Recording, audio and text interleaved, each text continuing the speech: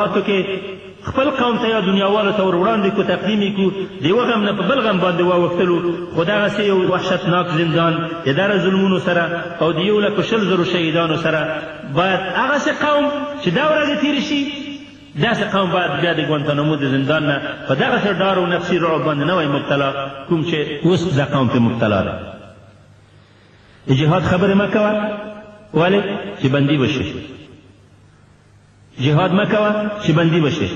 امریکایانو خلاف کار مه کوه، بندي بشي. تبلیغات مه کوه، بندي بشي. نشرات مه کوه، بندي بشي. مضمون مه لیکه، بندي بشي. او که بالاخره مسلماني منع شي چې مسلماني مه کوئ، دې حالت ته راغله چې اوس خلک د مسلمانۍ پرېښودو ته هم تیار. هغه کمونستانو چې کوم رعب د خلکو په ذهن کې سابق ایجاد کړی وه چې خلکو به برالان منځونه هم نه کول تر څو چې د اخوان شیاطین تهمت پې ونه لګي، اخوان شیاطین خلک ورته وایي لمونځ به هم نه کوله، هغه حالت اوس هم راغی. اوس هم د کابل په جوماتونو کې د نمازګزارانو فیصدي ډېره کمه شوې ده او ډېرو خلکو چې د مسلمانۍ د دیندارۍ لافې ویلې د دې په خاطر چې د مجاهد او د القاعده او د طالب تهمت پې ونه لګي، لمنځونه براله نه کوي او ګیرې ورته وخریلې او ښځې یې په زوره باندې لوڅې کړې تر څو چې دی د یو معتدل خیال، آزاد خیال مسلمان په حیث باندې د اندام متبارز وکړه. زه دا یوه غلطي بولم و اشتباه یې بولم. جهاد د قربانۍ لار ده. رسول صلی الله علیه وسلم فرمایي من سأل الله شهادة من صدق قلبه بلغه الله منازل الشهداء وإن مات على فراشه أو كما قال صلى الله عليه وسلم. که څوک د زړه د شهادت سوال وکړه، الله به دې ته د شهادت درجې ورکړه ولو که دی په خپل بستر کې مړ شي. دې حدیث نه دا معلومیږي چې د شهادت غوښتل مستحبه خبر ده، مسنونه خبر ده. د شهادت تمنا کول سنت دی. جنګ ته به د شهادت په نیت ورنوځي. د دې معنا دا ده چې په اسلامي مبارزه کې چې څوک قدم ایږدي، د مبارزې ته به د اول ورځ نه د قربانۍ په نیت باندې ورنوځي، د نجات په نیت باندې به نه ورنوځي، د امتیاز په نیت باندې به نه ورنوځي، د قربانۍ په نیت به ورنوځي چې په دې کې شهید شي او د شهید درجې وګټي. یو څوک چې د جهاد او د قربانۍ په نیت کې د شهادت میدان ته ورځي، هغه به بیا د بندیخانې نه ویرېږي. یو څوک چې شهادت غواړي هغه به د بندیخانې نه ویرېږي، تعذیب نه به ویرېږي. د الله په لاره کې تکلیفونه تېرول دا د دې لارې ده. ورونو، الله پاک ولې د یوسف علیه السلام قصه دا په تفصیل سره کوي؟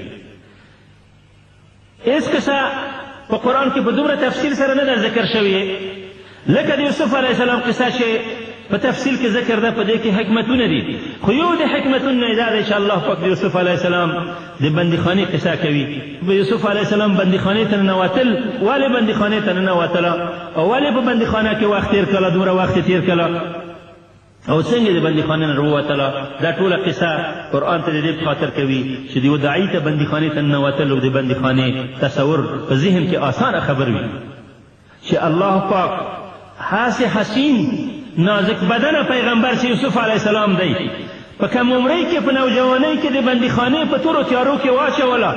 د ده حسن و جمال د زندان تورې تیارې او تکلیفونه تېر کړل. بیا به پس له هغې نه هم یو مسلمان و داعي خپلې غوښې او خپل آرامي په دې دعوت باندې کریوي چې زه د الله په لار کې بندي نه شم. دی به په الله باندې د یوسف علیه السلام نه هم ګران قدر ګرامي دی چې دی به په هغې تکلیفو د زندان کې نه ځورېږي. دا د دعوت لاره ده. ما ورته ته د دې درس دی چې الله پاک یوسف علیه السلام ته بندي په څه شو؟ بندي په دې نه شو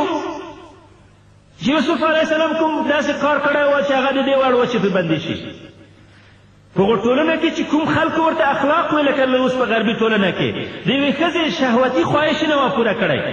اوس هم په غرب کې که څوک د ښځې تقاضا ردوي هغې ته بد اخلاقه او بې تهذیبه وایي.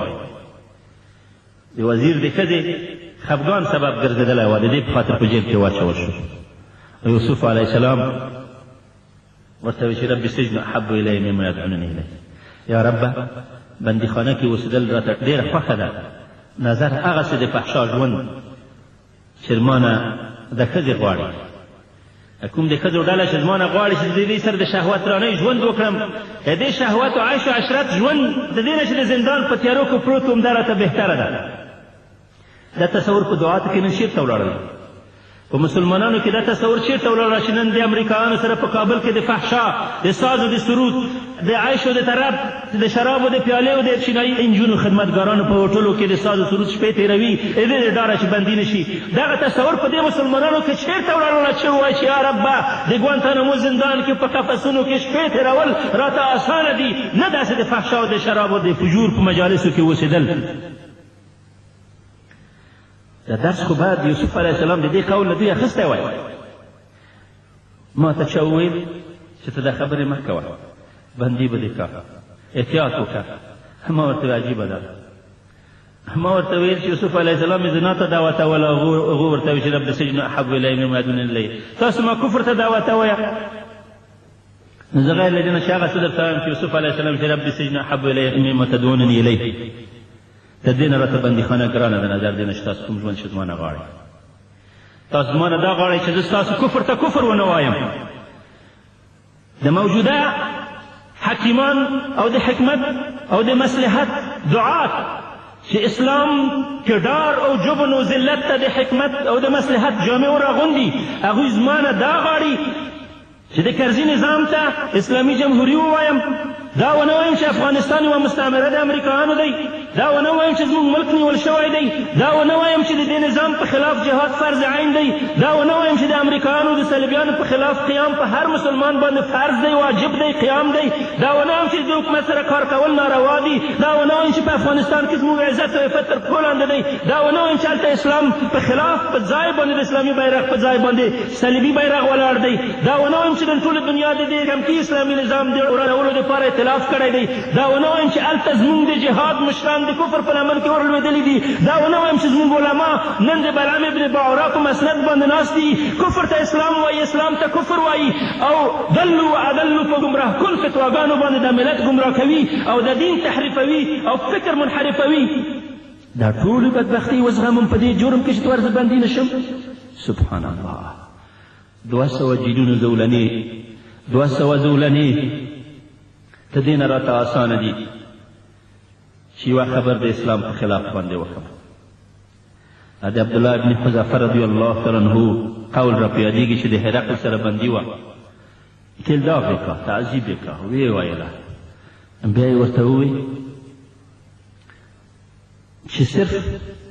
رسول صلی الله علیه وسلم ته یوه بده خبر وکړه موږ به تا د بندیخانې نه خلاص کړو هغې ورته وی سبحان الله سلوارې په دې اور کې سېزل او په دې توره راته حلالېدل اسانه دي نه دا چې یوه خبر پیغمبر صلی الله علیه وسلم په شان کې وکړه بیا یې ورته ویل چې ته ډېره اسانه خبره وکړه دومره ووایه چې دا زما په ځای باندې محمد بندي وایي دا بهتره ده موږ به دې خلاص کړو سبحان الله زما د ټول ژوند ټول تکلیفونه چې د رسول صلی الله علیه وسلم د یوه پښې کې چې ازغی دي د هغې ته نه برابرومه دا څنګه زه تمنا وکړم چې رسول صلی الله علیه وسلم ته دا تکلیف ورسېږي او خلاصه ټول پیشنهادونه یې چې ورته وکړل اخر یې دا ورته ویل چې راشه زما سر تندی مه چیکه تندی مه چیکه زه به د بندیخانې نه خلاص کړم هغې ورته تنها ما خلاصوي که د 400 مسلمانان چې را سره بندیان دي دا هم خلاصوي ده ورته ویل چې د 400 مسلمانان به هم در سره خلاص کړم هغې وویل چې دغه تنازل مې هم د دې په خاطر قبول کړه چې کوندې وي چې د 400 مسلمانانو د نجات وسیله وګرځم ورغلم د امپراتور د روم په پټنډه باندې مې لاړې ورټوکې وې د ظالم دا ګمان وکړه چې ما چې کلم په تندي باندې خو ما یې په تندي باندې لاړې ورټوکلې او هغې دغه خبره بانه وګرځوله زه یې خلاص کړم او 400 مسلمانانو مدینې ته چې ورسېده د حضرت عمر رضی الله عنه وخت وه ژړل یې چې یا امیر المؤمنین تباه شوم هلاک شوم